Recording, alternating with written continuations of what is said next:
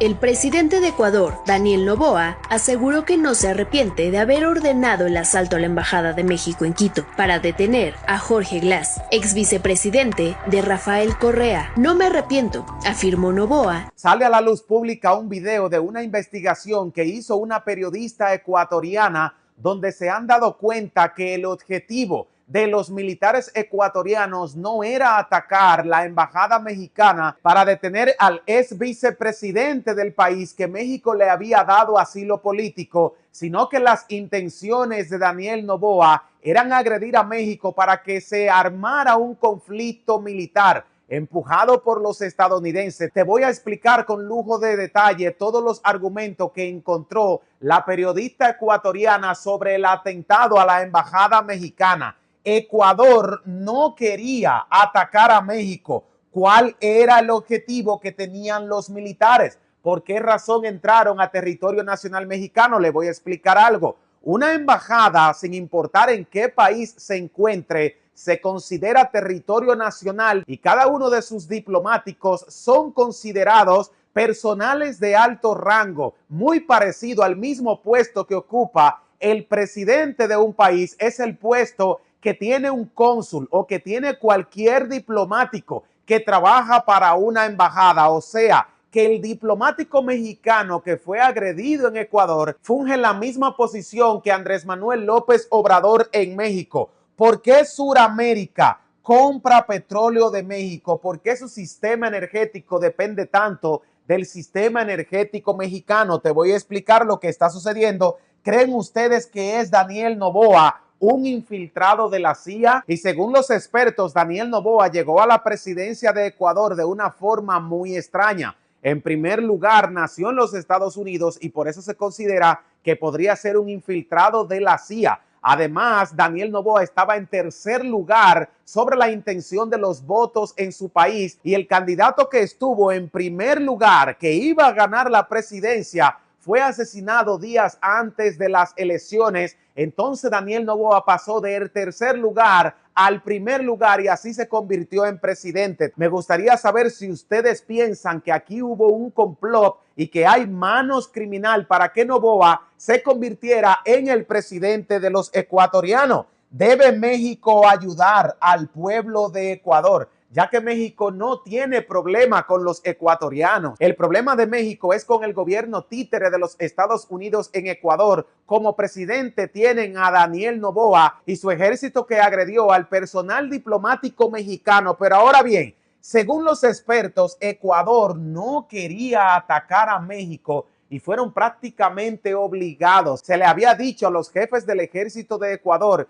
que fueran a la embajada de México para que arrestaran al ex vicepresidente, porque según Daniel Noboa, este había robado parte de la riqueza del país. Los militares que conocen las leyes sabían que entrar a la embajada y agredir al personal diplomático mexicano era una agresión que podría desencadenar en un conflicto armado, en una guerra con el gigante mexicano. México podía haber tomado represalia y enviar el ejército, pero ¿cuál era el objetivo principal de este ataque? ¿A quién en verdad estaba persiguiendo Daniel Noboa, enviado por los Estados Unidos? Se dice que el plan de Daniel Noboa era atacar la embajada de México para cuando México tomara represalia y enviara el ejército a Estados Unidos, tener la excusa perfecta para poder invadir a México. Estados Unidos quiere desde hace muchísimo tiempo adueñarse de recursos naturales que tiene México que le hacen falta a los estadounidenses. Por ejemplo,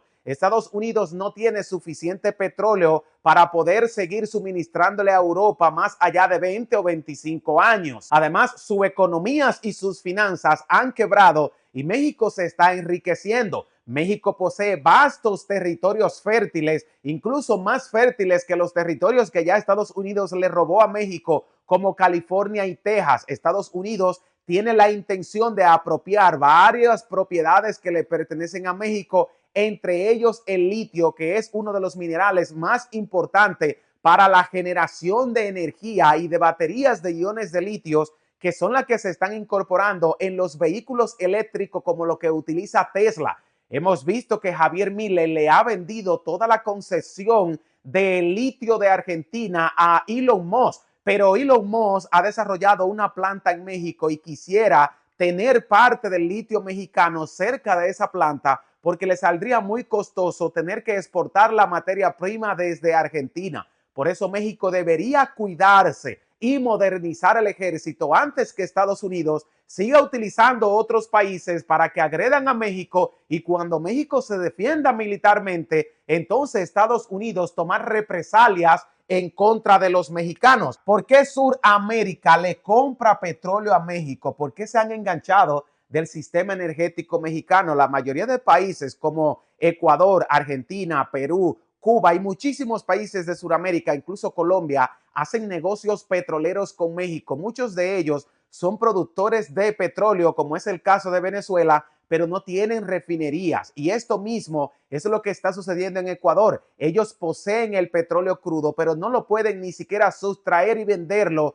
porque este tiene mucho azufre. Y México tiene refinerías suficientes para poder absorber todo ese petróleo, refinarlo y luego devolvérselo convertido en combustible. Pero estos hidrocarburos le dejan ganancias a ambas economías. No está México perdiendo dinero si corta las relaciones comerciales con Ecuador y deja de enviarle petróleo. En primer lugar, podríamos decir que sí, que México se ve afectado porque no está generando ingreso por la venta de los combustibles a Ecuador, pero a la misma vez México ha encontrado nuevos compradores que le están pagando un precio mucho más alto que el que pagaba Ecuador por los mismos combustibles. Además, México tuvo que tomar represalia, ya que no podríamos quedarnos con esas agresiones y no hacer nada. Otros países podrían agredir a México en el futuro. Por eso México optó por sancionar las empresas petroleras y hoy Ecuador se ha quedado a oscura. No tienen energía. El pueblo ha tenido que optar por comprar vela y gas para echarlo en lámparas y así poder alumbrarse por las noches,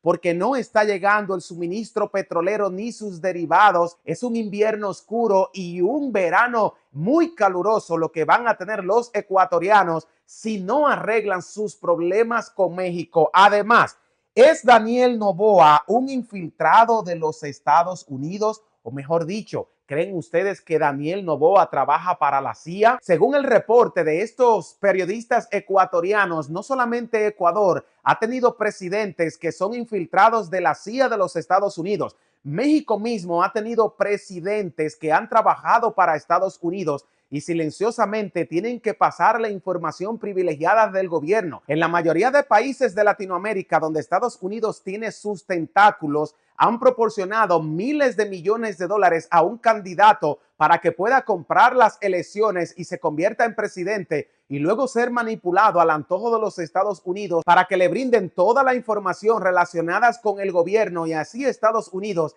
tener control de la economía y de todos los sistemas financistas de estos países. Pero algo mucho más importante, ¿debe México ayudar a Ecuador? ¿Creen ustedes que como México no tiene problema con el pueblo ecuatoriano y es un país muy solidario que le ha dado la mano a todos los demás países que han tenido problemas económicos, debería México abrir un corredor humanitario donde se le entregue a las personas combustible ahora que el gobierno se ha quedado sin la opción de poderle comprar petróleo refinado a ninguna otra economía? Ni siquiera a Colombia, que le estaba vendiendo energía eléctrica, puede hacerlo ahora porque es un gran aliado de México y por eso Ecuador se ha quedado a oscura. Además, me gustaría saber, independientemente del país donde vives, ¿crees que algún presidente de tu país en algún momento trabajó para la CIA de los Estados Unidos? ¿Crees tú que los tentáculos que utiliza Estados Unidos para mantener a los países controlados es poner a algunos presidentes, brindarle toda la ayuda económica para comprar las elecciones y una vez esos títeres que fungen como presidente prácticamente le venden la nación a los Estados Unidos?